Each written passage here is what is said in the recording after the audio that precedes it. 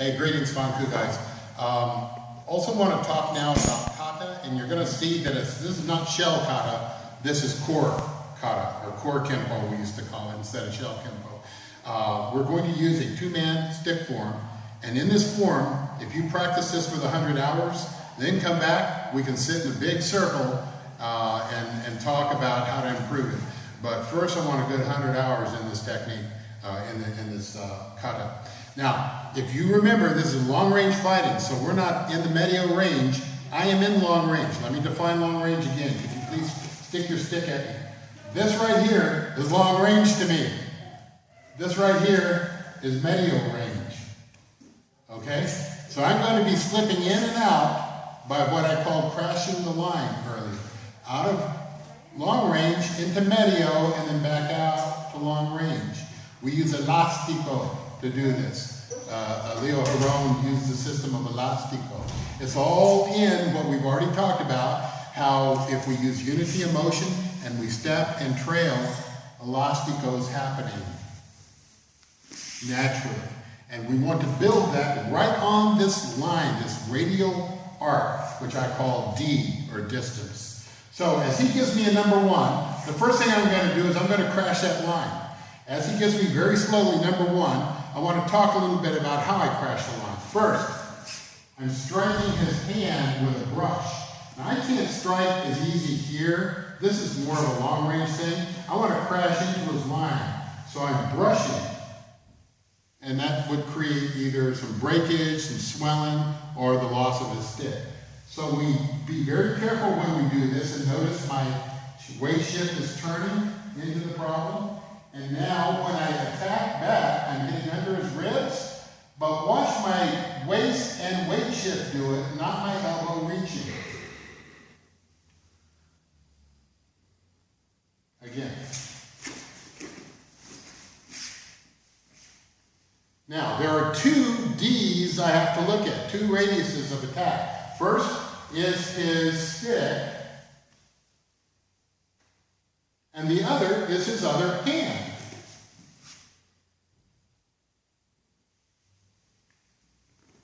If you notice, all of that is part of the kata. All of my weight shifting, my Tai Chi motion, all of my waiting to make my legs do the defense and the strike. My legs, the bottom of my feet, going through my knees, directed by my waist, culminating in my hands. Okay, so the next thing about this kata is wherever the stick ends up is where I start the next motion. So here's our number 1 strike. I end up right here. Now he gives me a number 2 strike. And again, let's look at range.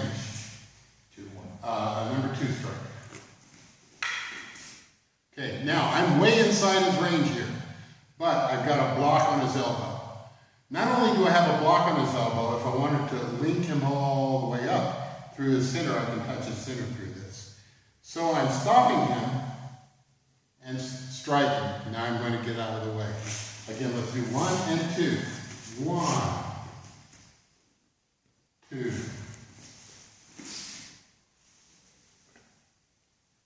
Now number 3 comes in.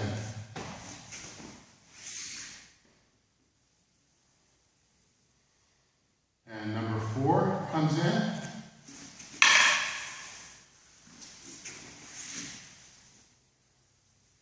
And then number 5 comes in.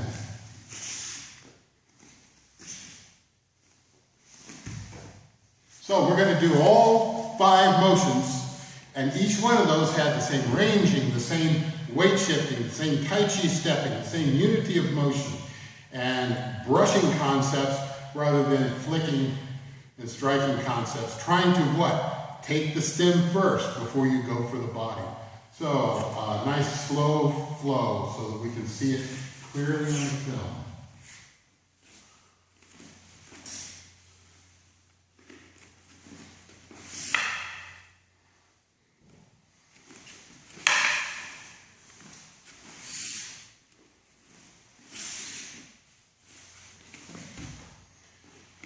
The first 5 motions of this kata, and there's only 15 motions, take 100 hours to really learn them.